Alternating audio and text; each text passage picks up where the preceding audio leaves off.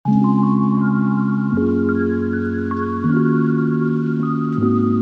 Guys, स्वागत है आपका हमारे YouTube चैनल पर। एक तोते ने क्यों दिया था माता सीता को भयंकर श्राप? रामायण में कई ऐसे रोचक किस्से मिलते हैं जो हैरान कर देने वाले हैं। इन्हीं में से एक किस्सा है माता सीता और एक तोते का।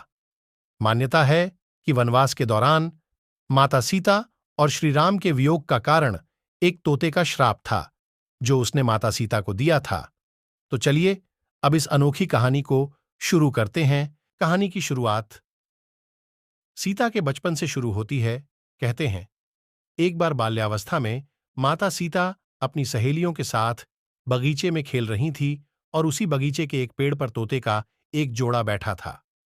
दोनों आपस में माता सीता और भगवान राम की बात कर रहे थे, जिसे सुन माता सीता का ध्यान उस तरफ आकर्षित हुआ।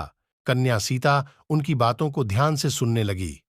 मादा तोता यह बोल रही थी कि इस संसार में राम नाम का एक बड़ा प्रतापी राजा होगा और राम की शादी बहुत ही खूबसूरत पत्नी सीता से होगी।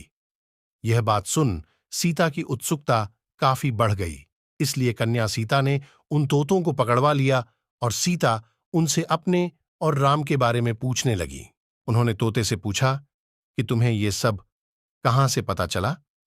तब तोते ने कहा, उन्होंने यह बात महर्षि वाल्मीकि के मुख से उनके आश्रम में शिष्यों को पढ़ाते वक्त सुना। सीता जी ने तोते से राम के बारे में और भी बात जानने की जिज्ञासा व्यक्त की और कहा कि तुम जिस सीता की बात कर रही हो वह जनक पुत्री सीता मैं ही हूं। मैं चाहती हूं कि तुम आज से मेरे साथ रहो, मेरी सहेली बनकर, और मेरे और राम के बारे में मुझे बताती रहो। तब नर तोते ने सीता से कहा, हे सीते, हम आपके साथ आपके महल में नहीं रह सकते। हम पक्षी हैं, हमें उन्मुक्त गगन में रहना पसंद आता है। इसके बावजूद सीता ने जिद करते हुए तोते से कहा कि जब तक मेरा विवाह राम से नहीं हो जाता तुम्हें मेरे साथ रहना होगा। सीता की इस जिद पर तोते ने सीता से काफी याचना की, फिर भी सीता नहीं मानी। नर तोते को आजाद करते हुए कहा कि तुम खुशी खुशी जा सकते हो, लेकिन मादा तोता मेरे साथ रहेगी। इस पर नर तोते ने सीता से कहा, हे सीते, मेरी पत्नी गर्भ से है, मैं इसका वियोग नहीं सह पाऊंगा, आप इसे छोड़ दो। तोता के बहुत गिड़गिड़ाने के बावजूद माता सीता ने उनकी एक भी नहीं सुनी और उन्हें छोड़ने से मना कर दिया। इस पर मादा तोता को बहुत गुस्सा आया और मादा तोते ने सीता को श्राप देते हुए कहा, जैसे तुम मुझे मेरे पति से मेरी गर्भावस्था में दूर कर रही हो, उसी प्रकार तुझे भी अपनी गर्भावस्था में अपने पति राम का वियोग सहना पड़ेगा। इतना कहते ही मादा तोते ने तुरंत अपनी प्राण त्याग दिए। इसके कुछ समय बाद पत्नी के वियोग में व्यथित नर तोते ने भी प्राण त्याग दिए।